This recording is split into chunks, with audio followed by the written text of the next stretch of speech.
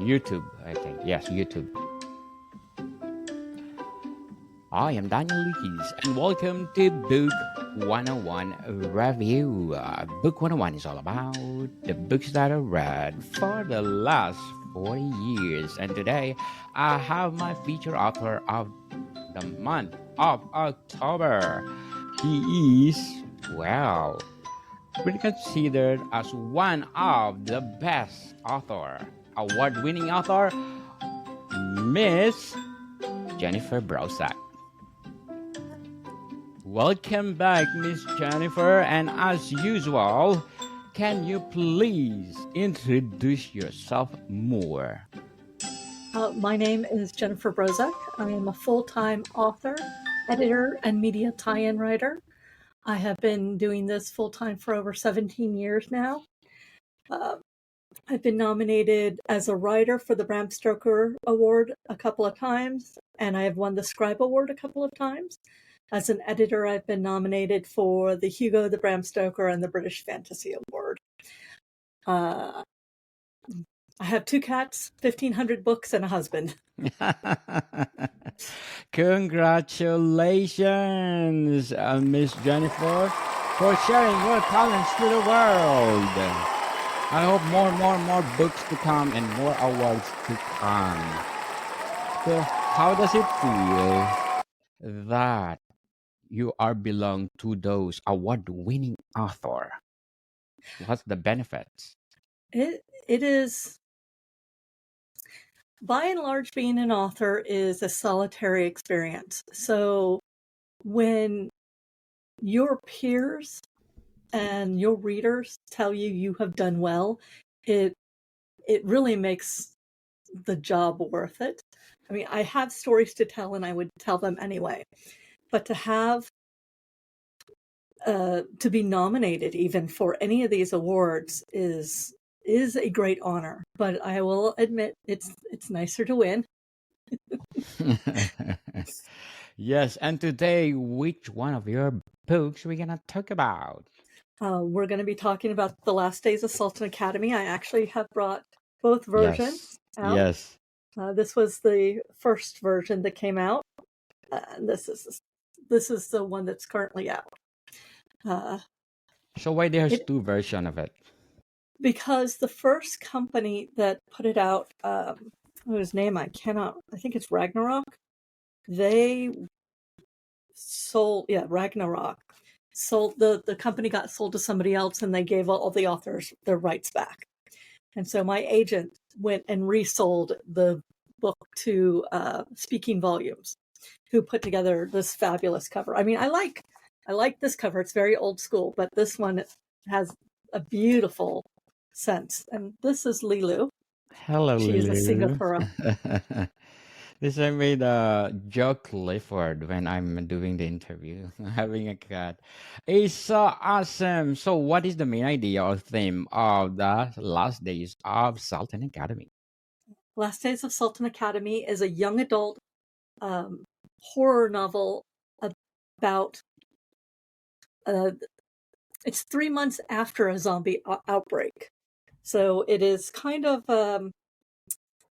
Lord of the Flies meets Night of the Living Dead in an isolated boarding school. So Yes. I don't like zombies. I've never liked zombies, but I like the situations they put the characters in. In this case, it is an isolated boarding school. The outbreak happened over one of the breaks, so there was a limited number of students. I think there's 21 students and 5 faculty still at the academy. And because of the lack of people and the very large stone walls surrounding the academy, it's become one of the very few safe havens in this area. So, who is your target audience for the last days? For this one, it's for savvy teenagers. I mean, adults like it, but I wrote this for teenagers. It is a young adult teenage book. I wanted them to think about what they would do if they were in this situation, if they were at their boarding school for whatever reason, they didn't go home, and an apocalypse happened, and they could never go home again. So, who are the main characters and what their motivations? So this is an ensemble piece. Every one of the 21 students and 5 adults does get a spotlight moment, but the main protagonists are actually, they're all protagonists. It's more about the antagonists. The main antagonist is a boy named Jeffrey. He was an Eagle Scout, and he has some very unsavory thoughts on how the world, how he would keep his people safe. And he has a cohort of 4 other teenage boys. The protagonists, I guess, are mostly the teenagers who kind of go against Jeffrey. There's 4 students who are forced to leave the safety of the campus to go look for food because it's 3 months. It's right near December. Winter is coming. They're running out of food. My editor made me cut that line, "The winter is coming." I was very annoyed. Game of But Thrones. yeah, but so Lee, Joe, Melissa, and Heather are the protagonists, and the antagonists are Rob and Jeffrey, Steve, and I can't remember the other one. So, how did you plan the structure of the last days? Well, The Last Days is a more traditionally written story where you have 2 concurrent storylines going, one inside the academy and one outside the academy. I mean, you start at one point and then you come here and you branch off, and then you might come back in the middle. This case, since it's young adult, it's a shorter book, 60,000 words, I think. And I basically wrote the last 4 days because everything happens in about a 4-day period. So, how did you set the tone or mood of the last days? Well, the thing about The Last Days of the Salton Academy is that it is always bookended by Salton Academy mottos. The Salton Academy is a preparatory school for boys and girls. Education, manner, and training are key. Here we plan for excellence, we plan for success, and we plan for the future of our young men and women to be ready to take their proper places in society. Today they learn, tomorrow they lead. I start with this, and it's broken out in plan for excellence, plan for success,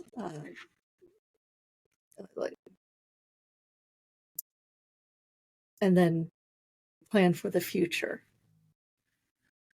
And with setting the tone,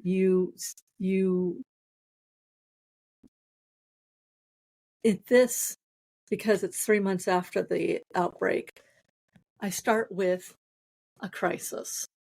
And the crisis is someone has been stealing food from the kitchens. And they know this because Jeffrey, he is an Eagle Scout. He is the one who does a lot of the cooking. He is prepared for these things. He has noticed that boxes of food have gone missing, and that means all of his plans to make sure that people can survive over a longer period of time, especially over winter, won't happen because people are stealing food. They're not obeying his plan. So how did you plan to develop the setting, and how important is the story of the last days? How did I plan to? I'm sorry, I missed that. Plan to develop this. How did you plan the developing of the setting? The setting. So I went to a college campus called Portland University, which is different than University of Portland. Portland University is, well, when I was there many, many, many years ago, was this perfect little bubble world. It wasn't walled or anything. It's in the middle of in Portland, Oregon, but it had 1,800 students total. Like I went to a high school that had more students than that. So I took the idea of how Portland University was set up, and I basically arranged my campus around that. But then I set it in the middle of what I called the Tri-Cities area, because I've lived multiple places all over the United States, and there always seems to be a Tri-Valley or a Tri-Cities area. So it was set in the Tri-Cities area, but in between each one. So there was distance between each city and the school. And I described driving up to it and going through the gates, and it's a long path. And those drives I used to take in California when I lived there. So I remember what it was like to drive from Fremont to Walnut Creek or some other place an hour away. And that's how I envisioned it. Also in Washington State, there's an area that's Kennewick, Pasco, and Richland in the eastern part of Washington that also has this Tri-Cities feel. So I took amalgamations of places I've lived and places that I've been, like the campus, the private university that I went to. I stole buildings wholesale and stuck them into a new arrangement to suit what I needed for my story. So that was a lot of fun. I was able to bring parts of my own history into it. And then I expanded the area. I thought about, okay, if this is a private boarding school, it's a bunch of rich kids and they have land, so let's expand the land, and then let's protect it with large, when I lived in Belgium, I had a house, the backyard had an 8-foot stone wall. So I'm like, okay, we need stone walls around the edges. And so I placed it in basically anywhere. I've had people from all over the United States email me to tell me, I know where this is. And they're in all these different states. And I'm like, yes, you're right. Because Brilliant, Miss Jennifer. And what is the climax of the last days? well, there's two. The a story is only interesting when you are pulled away from it at a crucial moment to go look on something else. It's kind of like and back at the farm or out in the field, right when you're like, no, I wanted to know what was about to happen here. So it's a zombie novel, and one of the things about the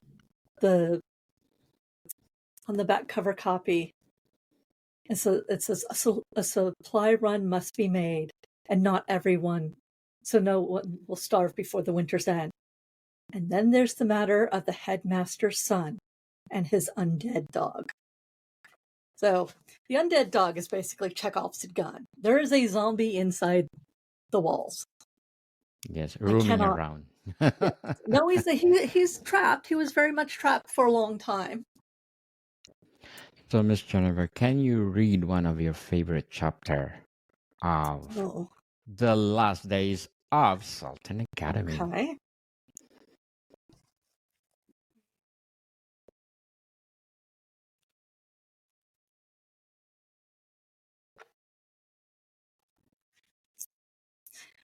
So I'm going to read you a short section, which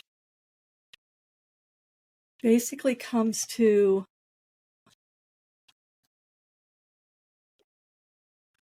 why there's conflict, why Jeff is having problems. As you see, sir, with the missing food and my projection of consumption rates of the food left in the commons, we won't have enough to last the winter. Jeff pointed at the handmade graph. In fact, we'll run out in the worst part of the winter. We've got to do another supply run, now, and put a lock on the door.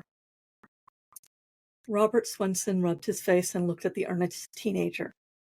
One of the youngest Eagle Scouts in the Tri-Cities area, Jeff was a miracle of preparation. Swenson simultaneously cursed and thanked Providence that the kid was one of the students that had remained behind for the quarter break. He rarely saw the boy unless it was at meals or there was bad news. Any ideas on who's stealing the food? Jeff shook his head.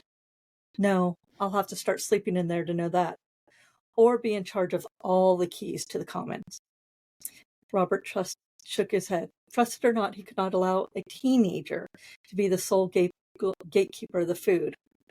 He looked at the list of stolen food again, flats of canned good and water, cases of cracker and cereal and cookies, all non-perishable food that could last a long time for one person. I suppose you have a list of what you believe we need to survive the winter? Yes, sir. Jeff couldn't keep the smile off his face. This was exactly what he wanted. The principle to depend on him, to see things his way, to understand the danger of an unplanned tomorrow. So, Bravo, Miss Jennifer. Thank you for sharing your talents to the world, as I said. So how will the last days of Salton Academy ending resolve the conflict? not all stories have happy endings.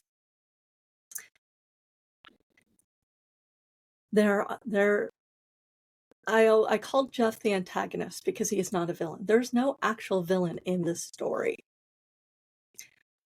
On one hand, the people on the outside looking for food find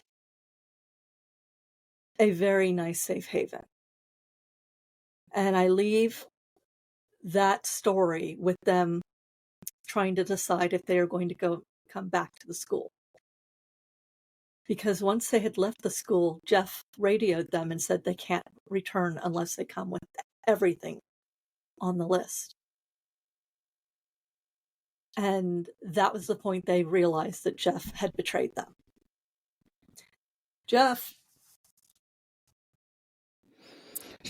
having fallen for some of the bad ideas of his cohorts, had to make a choice on whether or not he was going to save someone.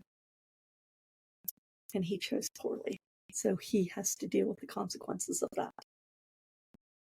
For The sure. end of the story is a dark one, but it comes with some hope. And that's all I really want to tell you guys, because you should read it for yourself. Yes. No spoiler. So, how did you plan to create tension and maintain pacing throughout the last days? So originally, this story was supposed to be written for a role-playing game called Outbreak Undead. And for various reasons, that didn't happen. Now, when I'm writing for role-playing games, I break a lot of rules. And one of the rules is you never write about people you know. Well, every character in this book is actually based on someone I knew.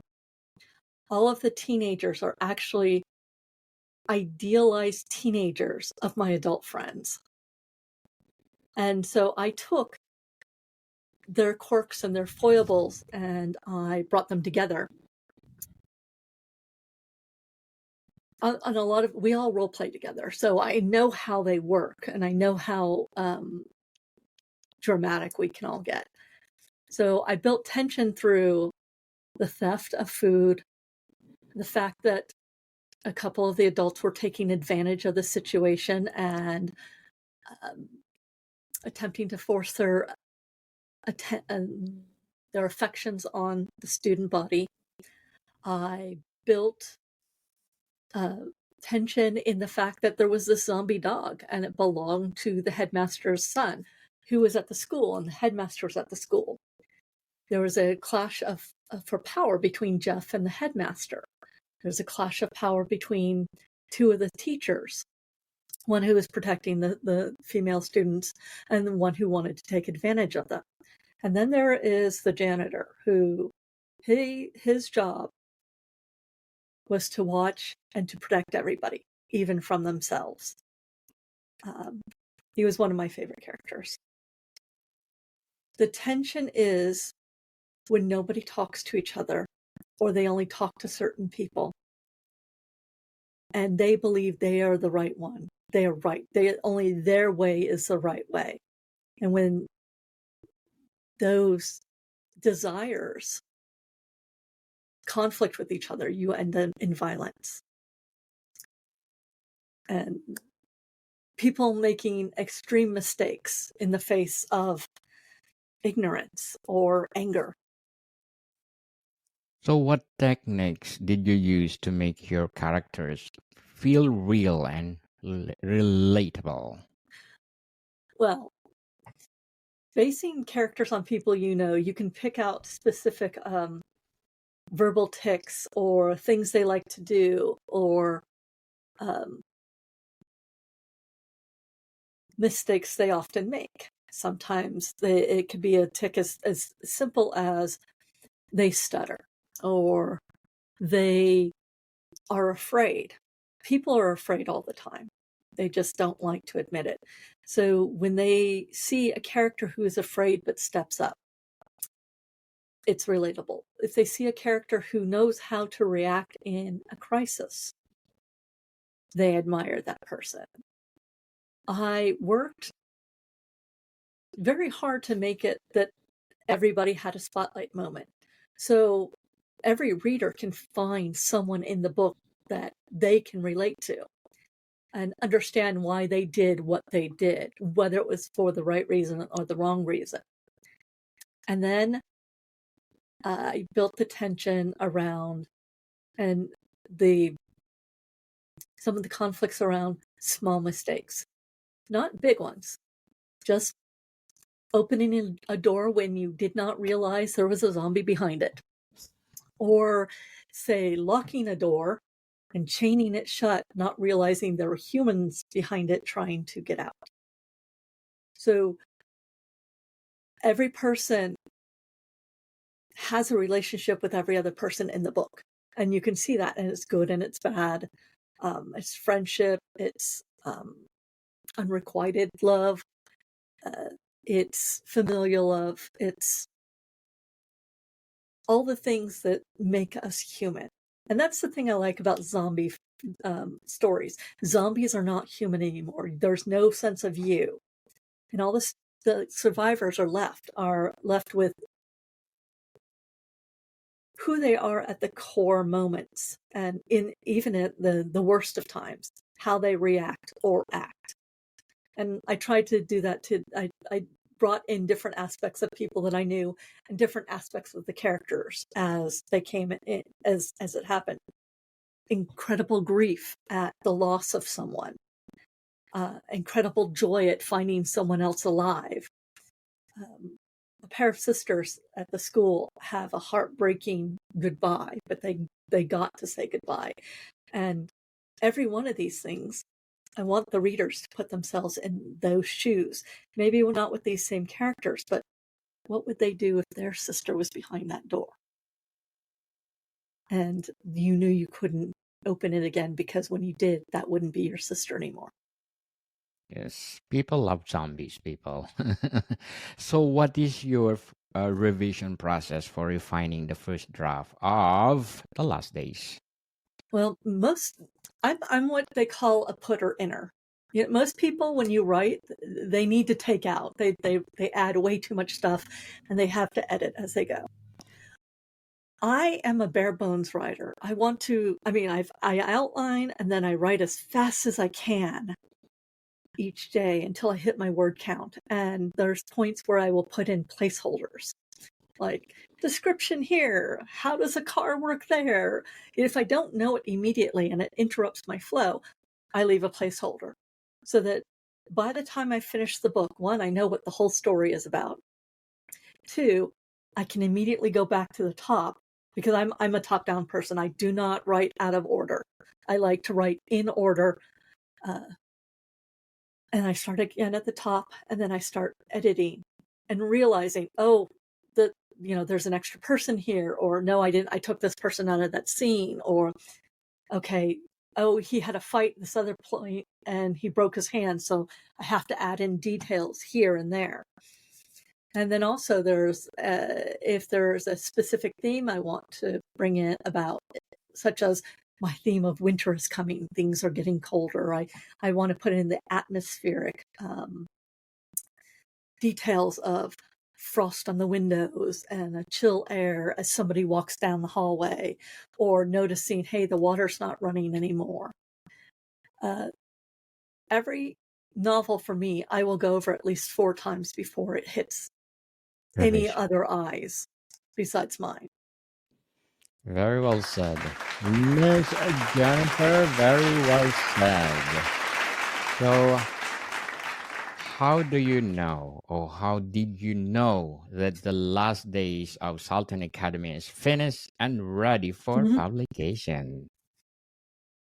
Well, no book is ever finished. And even now, if I were to put it out again, there's lines that I would want to put into it to make certain things clear. And they're little details that maybe only I would notice, or a very small subset.